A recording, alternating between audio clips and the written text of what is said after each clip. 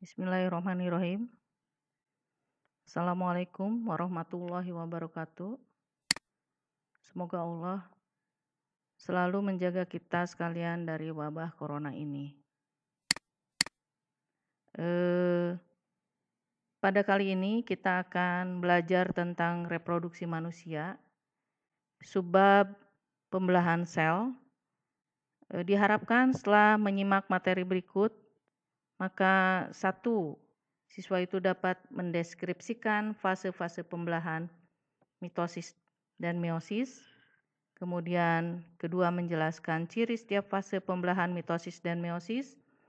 Dan yang ketiga adalah menjelaskan karakter sifat sel anakan hasil pembelahan mitosis dan meiosis. Pada awalnya manusia itu berasal dari satu sel, kemudian sel itu membelah terus-menerus sehingga menjadi zigot, dan zigot itu terus membelah lagi, ya. Zigot itu adalah hasil dari pembuahan bersatunya sel telur dengan sel sperma, ya, yang disebut dengan fertilisasi. Zigot akan mengalami pembelahan yang terus-menerus, ya, dari satu sel menjadi dua sel, dua menjadi empat, empat menjadi 8, 8 menjadi 16, kemudian 16 menjadi 32, menjadi morula, menjadi blastula, menjadi gastrula, dan kemudian menjadi janin, dan menjadi bayi dalam kandungan selama 9 bulan. Nah, akibat dari pembelahan sel tersebut, maka jumlah sel pada saat manusia itu dewasa akan memiliki sel sebanyak 200 triliun sel. Nah, ini apa yang disebut dengan pembelahan sel. Jadi pembelahan sel itu terjadi juga pada kita manusia, ya. Sebelum kita mempelajari tentang reproduksi, maka kalian juga harus mengetahui apa sih yang disebut dengan pembelahan sel, untuk apa. Nah, pembelahan sel sendiri ada dua macam, ya. Yaitu yang pertama adalah pembelahan sel secara mitosis, dan yang kedua adalah pembelahan sel secara meiosis. Nah, kalian dapat melihat apa sih pembelahan mitosis dan apa sih pembelahan meiosis. Itu ada pada buku paket halaman 4 sampai dengan 7 tentang pembelahan sel, ya. Mari kita lihat videonya.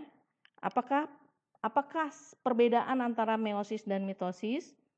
Nah, pada awalnya sel itu melakukan interfase. Apa itu interfase? Interfase adalah fase di mana sel itu beristirahat dan tidak melakukan apapun. Nah, kemudian setelah melakukan interfase, sel itu kemudian akan melakukan profase. Apa profase? Profase adalah di mana kromosom ini mulai memendek dan menebal, ya.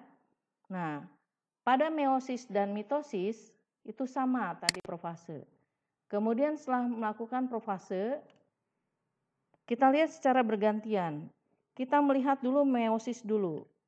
Meiosis setelah melakukan profase, maka sel yang melakukan pembelahan meiosis itu akan melakukan pembelahan atau tahap metafase 1. Metafase 1 di mana kromosom ini akan berjajar di bidang pembelahan di sini. Nah, pada saat profase di pembelahan meiosis ini terjadi pertukaran kromosom. Ini ditandai dengan, diibaratkan dengan warna pada masing-masing kromosom. Ini bisa kita lihat warna ungu berpindah kepada kromosom yang berwarna biru. Tetapi pada mitosis itu profase tidak melakukan pembelahan, ya, tidak melakukan pembelahan. Oke, kita lanjut. Nah, kita lihat di sini pada profase, nah di sini ada melakukan pembelahan. Ya, pada profase tadi di meiosis melakukan pertukaran, diibaratkan dengan warna daripada kromosom itu, melakukan pindah silang atau pertukaran. Setelah interfase, kemudian melakukan profase di sini. Oke. Kita ulangi lagi. Profase, di mana pada meiosis terjadi pindah silang, sementara pada mitosis tidak melakukan pindah silang. Kemudian terjadi metafase. Metafase 1, kita lihat di meosisnya dulu. Setelah metafase berjajar, kemudian ada anafase. Anafase ini adalah fase di mana kromosom akan menuju pada kutubnya masing-masing, kutub pembelahannya. Kemudian telofase, yaitu kromosom ini menjadi dua, memisahkan diri menjadi dua sel.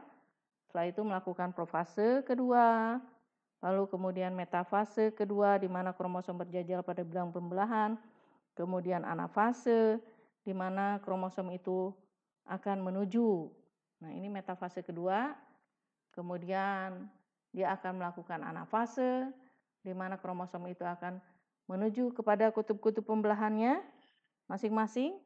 Setelah melakukan anafase kedua, kromosom itu akan melakukan telofase kedua.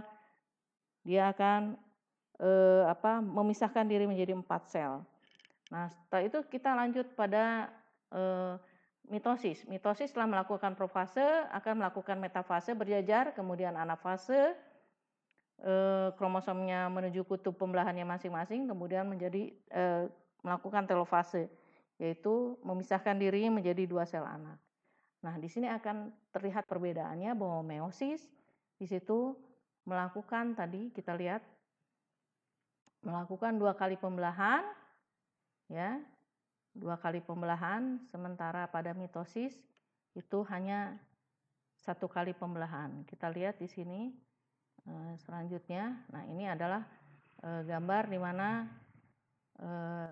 perbedaan antara meiosis dengan mitosis. Tadi sudah kita lihat videonya bahwa pada meiosis itu terjadi 2 kali pembelahan, yaitu meiosis pertama di mana ada profase 1, metafase 1, anafase 1, telofase 1. Setelah itu menjadi 2 sel. Dari 2 sel ini masing-masing sel akan melakukan pembelahan yang kedua kali, yaitu profase kedua, metafase kedua, kemudian anafase kedua dan telofase kedua, sehingga menjadi 4 sel anak yang dihasilkan. Tapi pada mitosis itu pembelahannya hanya 1 kali saja. Setelah profase, kemudian metafase, anafase, telofase, dan menjadi 2 sel anak. Nah, perbedaan yang lain adalah jumlah dari kromosom sel anaknya. Pada meiosis, jumlah kromosom sel anaknya adalah setengah dari jumlah kromosom induk. Jika induknya itu mempunyai 46 kromosom, maka sel anak itu hanya setengahnya, yaitu 23 kromosom. Ya. Dan pada mitosis itu jumlah kromosom pada sel anak sama dengan kromosom pada sel induk. Kemudian kita lihat kesimpulan daripada tadi, ya, dari hasil video dan tabel tadi, maka akan terlihat perbedaan antara mitosis dan meiosis. Kita simpulkan, satu adalah jumlah pembelahannya. Pada meiosis terjadi 2 kali, pada mitosis 1 kali. Yang kedua adalah perbedaan jumlah sel anak yang dihasilkan. Pada meiosis ada 4 sel anak yang haploid. Haploid itu nanti di bawah, dan mitosis adalah menghasilkan 2 sel anak yang diploid. Jumlah kromosom sel anaknya, kalau meiosis itu haploid, haploid itu artinya setengah dari jumlah sel induknya, dan pada mitosis jumlah kromosomnya adalah diploid. Diploid itu adalah sama dengan sel induk dan dia berpasangan. Nah, yang keempat perbedaannya adalah pada meiosis itu terjadi pindah silang, yaitu pada profase 1. Sedangkan pada mitosis itu tidak terjadi pindah silang. Lalu perbedaan yang kelima adalah komponen genetik pada meiosis bervariasi. Kenapa bervariasi? Karena tadi kromosomnya itu terjadi pindah silang, sehingga pada masing-masing anak itu akan mempunyai kromosom yang berbeda-beda. Tadi ya, diibaratkan dengan warna tadi. Jadi ada kromosom yang pertama ada yang berwarna biru, kromosom yang kedua ada berwarna ungu, kemudian kromosom ketiga adalah campuran dari ungu dan biru, dan yang keempat adalah campuran antara biru dengan ungu. Sementara di mitosis, komponen genetiknya itu sama dengan induknya. Kenapa? Karena kromosomnya sama tadi juga ya, kita lihat. Kemudian yang keenam adalah lokasi pembelahannya. Lokasi pembelahan pada meiosis itu terjadi pada sel kelamin, sedangkan pada mitosis itu terjadi pada sel tubuh. Kemudian yang ketujuh, perbedaan antara meiosis dengan mitosis adalah tujuan dari pembelahannya.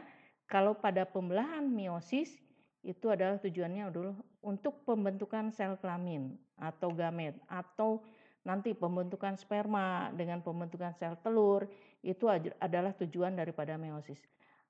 Kemudian mitosis itu tujuannya adalah untuk pertumbuhan dan perbaikan. Ya, tadi kita lihat video dari perkembangan zigot menjadi bayi itu adalah contoh daripada mitosis. Untuk contoh pembelahan meiosis kita akan lanjutkan kepada video pembelajaran selanjutnya. Mungkin itu saja, semoga dapat dipahami. Ya, terima kasih. Wassalamualaikum. Oh ya, jangan lupa subscribe-nya. Terima kasih. Assalamualaikum warahmatullahi wabarakatuh.